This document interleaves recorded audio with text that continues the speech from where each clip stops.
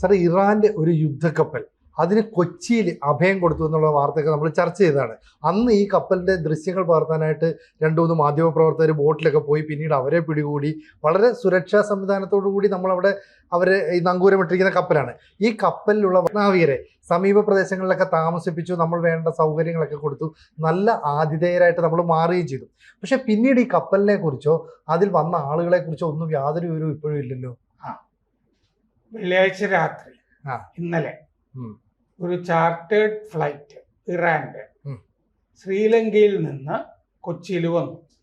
കൊച്ചിയിൽ വന്നിട്ട് ഈ നാവികരെ കൊണ്ടുപോയിരിക്കുന്നത് അർമീനിയയിലേക്ക് ആണെന്നാണ് എൻ്റെ ധാരണ. അപ്പോ ശ്രീലങ്കയിൽ നിന്ന് ചാർട്ടർ ചെയ്ത് വന്ന ഈ ഫ്ലൈറ്റിന്റെ അകത്ത് മുമ്പ് അവിടെ ഐറിസ് ദേന എന്ന് പറഞ്ഞ യുദ്ധക്കപ്പൽ ടോർപിഡോ ചെയ്ത് മുക്കിയിരുന്നല്ലോ. അതെ, അതിൽ മരിച്ച ആളുകളുടെ ജഡം ഉണ്ടല്ലോ, 100ഓളം പേരുടെ ജഡം. ആ ജഡവുമായിട്ട് ആണ് ഈ ചാർട്ടർ ചെയ്ത ഫ്ലൈറ്റ് കൊച്ചിയിലേക്ക് വന്നത്. ആ ഫ്ലൈറ്റിലാണ് നാവികരെയും കൊണ്ട് പോയിരിക്കുന്നത്. അപ്പൊ തിരിച്ച് ശ്രീലങ്കയിലേക്ക് പോയി എന്നൊക്കെ കരക്കമ്പികളൊക്കെ ഉണ്ടെങ്കിലും പോയിരിക്കുന്നത് അർമീനിയയിലേക്കാണ് എന്നാണ് പറയുന്നത്. അസർബൈജാനാണല്ലോ ഒരു ശത്രു രാജ്യം. ഇന്ത്യയുടെയും ഇറാന്റെയും ഒക്കെ ശത്രു രാജ്യം അസർബൈജാനാണ്. അസർബൈജാന്റെ ശത്രു രാജ്യമാണ് അർമീനിയ. അർമീനിയയില് സുരക്ഷിതമായിട്ട് ചെന്നിറങ്ങാവുന്നതാണ്. അർമീനിയയിൽ ഇറങ്ങിയ ശേഷം ഇറാനിലേക്ക് റോഡ് മാർഗവും ഒക്കെ കൊണ്ടുപോകാവുന്നതല്ലേ ഉള്ളൂ. റോഡ് മാർഗമോ വിമാനത്തിലോ ഒക്കെ അർമീനിയയിൽ നിന്ന് കൊണ്ടുപോകാവുന്നതേ ഉള്ളൂ. അപ്പോ ഈ 84 ജഡം ആണ് ഉണ്ടായിരുന്നത്. ആ ടോർപിഡോ ചെയ്ത ഐറിസ് ദേന എന്ന് പറഞ്ഞ യുദ്ധക്കപ്പലിലെ 84 നാവികരാണ്. അപ്പൊ കൊല്ലപ്പെട്ടവരുടെ ജഡമാണ് ഇതിൽ കൊണ്ടുവന്നിരുന്നത്. അപ്പോ മാത്രല്ല കുറെ ടൂറിസ്റ്റുകൾ ഈ കൊച്ചിയിലുമൊക്കെ ഇന്ത്യയിൽ നിന്ന് തന്നെ വേണമെങ്കിൽ പറയാം, നമുക്ക് സ്ട്രാൻഡേർഡ് ആയിരുന്നു, തിരിച്ചു പോകാൻ പറ്റാതെ. ഇറാനികളാണല്ലോ. അങ്ങനെ ഇവിടെ കുടുങ്ങിപ്പോയ കുറെ യാത്രക്കാരെയും ഈ ചാർട്ടേഡ് ഫ്ലൈറ്റില് മടക്കി ഇറാൻ കൊണ്ടുപോയിട്ടുണ്ട്.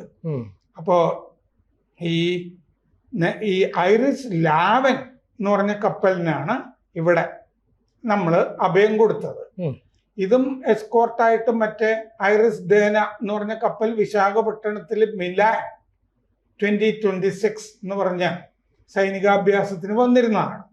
അതിന്റെ കൂടെ വന്ന കപ്പൽ തന്നെയാണ്, അകമ്പടി കപ്പലാണ് ഈ ലാവൻ എന്ന് പറയുന്നത്. അപ്പോ ഈ ലാവൻ എന്ന് പറഞ്ഞ കപ്പലിലെ നാവികരെയാണ് ഇപ്പോ കൊച്ചിയിൽ നിന്ന് കൊണ്ടുപോയിരിക്കുന്നത്. അപ്പൊ കപ്പൽ ഇവിടെ തന്നെ തുടരും. അപ്പൊ ഇതിൻ്റെ അകത്ത് വേറൊരു കാര്യമുള്ളത്, ഐറിസ് ദേനയിലെ നാവികരുടെ കാര്യം. ഐറിസ് ദേനയിലെ നാവികരെ ട്രിങ്കോമാലിയിലേക്ക് മാറ്റിയിരുന്നല്ലോ.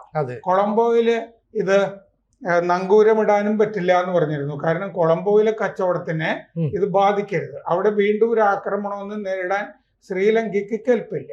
അങ്ങനെ ട്രിങ്കോമാലിയിലേക്ക് കൊണ്ടുപോയിരുന്നു. അപ്പൊ ശ്രീലങ്കയിലെ കോടതി ഈ ജഡങ്ങൾ അവിടെ ഹോസ്പിറ്റൽ മോർഗിലേക്ക്, നാഷണൽ ഹോസ്പിറ്റൽ മോർഗിലേക്ക് മാറ്റാനായിട്ട് ഇറാൻ എംബസിയോട് പറഞ്ഞിരുന്നു. കൊളംബോയിലെ ഇറാൻ എംബസിയോട്. ആ ജഡങ്ങൾ 84 ജഡങ്ങൾ അതാണല്ലോ ഇപ്പോ ചാർട്ടർ ചെയ്ത ഫ്ലൈറ്റില്. പിന്നെ 32 സർവൈവേഴ്സ് ആണ് ഐറിസ് ദേനയിലുള്ളത്. ആ സർവൈവേഴ്സിനെ റീപാട്രിയേറ്റ് ചെയ്ത് തിരിച്ചു കൊണ്ടുപോകരുത് എന്ന് അമേരിക്ക ശ്രീലങ്കയോട് ആവശ്യപ്പെട്ടിരുന്നു. നിങ്ങൾ വിട്ടുകൊടുക്കരുത്, നിങ്ങൾ വിട്ടുകൊടുത്തു കഴിഞ്ഞാൽ ഇത് ഇറാനില് ഇവരെ വെച്ചിട്ട് അവർ ക്യാമ്പയിൻ നടത്തും അമേരിക്കക്കെതിരെ എന്ന് പറഞ്ഞിരുന്നു. പക്ഷെ ആ 32 സർവൈവേഴ്സിനെ ആ ദുരന്തത്തിനെ അതിജീവിച്ചവരെ ഈ ചാർട്ടേഡ് ഫ്ലൈറ്റില് കൊണ്ടുവന്നിട്ടുണ്ടോ എന്നുള്ളത് സ്പെസിഫിക് ആയിട്ട് പറഞ്ഞിട്ടില്ല. കൊണ്ടുവന്നിരിക്കാനാണ് സാധ്യത. അല്ലെങ്കിൽ ഒരു ഫ്ലൈറ്റ് ചാർട്ടർ ചെയ്യണ്ടല്ലോ, ഇവിടെ നിന്നുള്ള നാവികരെയും കൊണ്ടുപോകും. എല്ലാം കൂടി ഒന്നിച്ച് കപ്പലുകൾ കിടക്കട്ടെ എന്നേ വിചാരിച്ചിട്ടുണ്ടാവുള്ളൂ. അപ്പോൾ ഇതാണ് ഈ ഒരു ഇറാൻ ഓപ്പറേഷൻ നടന്നിരിക്കുന്നത്. അപ്പൊ ഇതും അബ്ബാസ് അറാക്ചി, ഇറാന്റെ വിദേശകാര്യമന്ത്രിയെ 3 തവണ നമ്മുടെ വിദേശകാര്യമന്ത്രി ജയശങ്കർ വിളിച്ചപ്പോ നമ്മുടെ എണ്ണ ഹോർമസ് വഴി വന്നല്ലോ, ഈ കാര്യത്തിലും വിളിച്ചിട്ടുണ്ടാവുമല്ലോ.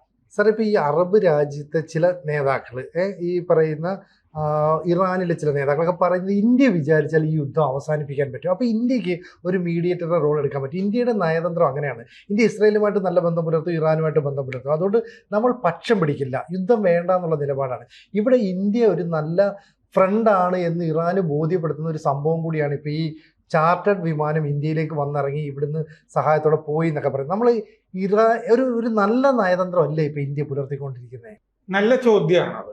എന്താന്ന് വെച്ച് കഴിഞ്ഞാല് ഈ പറഞ്ഞതുപോലെ ഇന്ത്യയുടെ മോദിയുടെ ഒരൊറ്റ വിളിയിൽ ഈ യുദ്ധം തീരും എന്ന് ലോകത്ത് പല ആളുകളും വിശ്വസിക്കുന്നുണ്ട്. ഉദാഹരണത്തിന് കേണൽ ഡഗ്ലസ് മക്ഗ്രീഗർ കഴിഞ്ഞ ദിവസം അമേരിക്കയിലെ ഏറ്റവും വലിയ ഷോ ആണല്ലോ Tucker Carlson podcast. Tucker Carlson പോഡ്കാസ്റ്റില് കേണൽ ഡഗ്ലസ് മക്ഗ്രീഗർ, സൈനിക വിദഗ്ധൻ, പറഞ്ഞത് ഇത് തന്നെയാണ്. മോദിയുടെ ഒറ്റ കോളിൽ യുദ്ധം തീരും. അതുപോലെ UAE-യുടെ ഇന്ത്യയിൽ മുമ്പ് സ്ഥാനപതിയായിരുന്ന ഹുസൈൻ ഹസൻ മിർസ, ഈ മിർസയും ഇതേ അഭിപ്രായം ഉന്നയിച്ചു. അതന്നെയാകും മോദി ഒന്ന് വിളിച്ചാൽ മതി, വലിയ സുഹൃത്തല്ലേ, ഇതൊന്ന് എന്ന് പറഞ്ഞാൽ നിർത്തുന്ന ഇവിടെ UAE-യുടെ സ്ഥാനപതിയായിരുന്ന ഹുസൈൻ ഹസൻ മിർസയും പറഞ്ഞു. അപ്പോ ഇതിൻ്റെ അകത്തൊക്കെ ഒരു തൽപര കക്ഷി എന്ന് പറയുന്നത് ഈ മേഖലയിൽ ചൈന മാത്രമാണ്. കാരണം ചൈനയും ഇറാനുമായിട്ട് വലിയ ബന്ധമാണ്. അതുകൊണ്ട് ചൈനയെ മധ്യസ്ഥനാക്കാനായിട്ട് പറ്റില്ല എന്നാണ് ഇവര് പറയുന്നത്. പക്ഷെ ഇന്ത്യ ന്യൂട്രലാണല്ലോ. ഇന്ത്യക്ക് ഇവരുമായിട്ട് എല്ലാവരുമായിട്ടും നല്ല ബന്ധം, എല്ലാ രാജ്യങ്ങളുമായിട്ടും നല്ല ബന്ധം, മറ്റേ സെലൻസ്കി ആയിട്ട് നല്ല ബന്ധം, പുടിനുമായിട്ട് നല്ല ബന്ധം, ട്രംപുമായിട്ടും നല്ല ബന്ധം, ഇവിടെയും ബന്ധം, എല്ലാവരുമായിട്ടും ഇങ്ങനെ പോകുന്നു. അപ്പൊ അതുകൊണ്ട് മധ്യസ്ഥനാകാൻ പറ്റിയ ഏക രാജ്യമാണ് ഇന്ത്യ.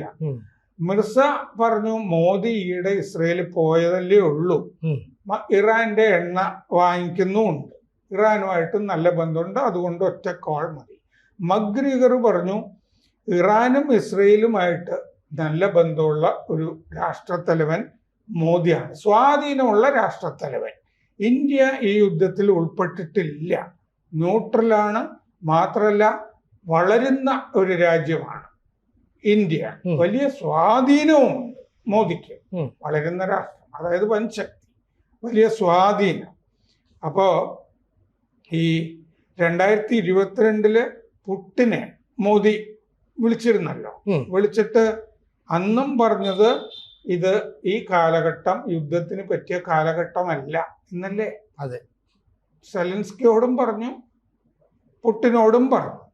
ഇതിൻ്റെ അകത്ത് ഇപ്പൊ സൗദി, UAE, ഖത്തർ, കുവൈറ്റ്, ഈ രാജ്യങ്ങളിൽ നിന്നും എണ്ണ വാങ്ങിക്കുന്ന രാജ്യമാണ് ഇന്ത്യ. അപ്പൊ ഇതിലെ എല്ലാ സഖ്യകക്ഷികളുമായിട്ട് ബന്ധമുള്ള രാജ്യമാണ്. അപ്പൊ ഇങ്ങനൊരു വിശ്വാസം ലോകത്ത് നേടിയെടുത്തിട്ടുള്ള രാജ്യം കൂടിയാണ് ഇന്ത്യയും ഇന്ത്യയുടെ പ്രധാനമന്ത്രിയായിട്ടുള്ള മോദി. രാഹുൽ ഗാന്ധിക്കും കൂട്ടർക്കും MP ഗോവിന്ദനും MABക്കും അറിയില്ലെന്നല്ലേ ഉള്ളൂ. ലോകത്തൊക്കെ ഇന്ത്യയെ പറ്റി വലിയ മതിപ്പ് തന്നെയാണ്. കൂടുതൽ വാർത്തകളും വിശേഷങ്ങളും നിങ്ങളിലേക്ക് എത്താൻ ABC മലയാളം സബ്സ്ക്രൈബ് ചെയ്യുക, ബെൽബട്ടനും അമർത്തുക.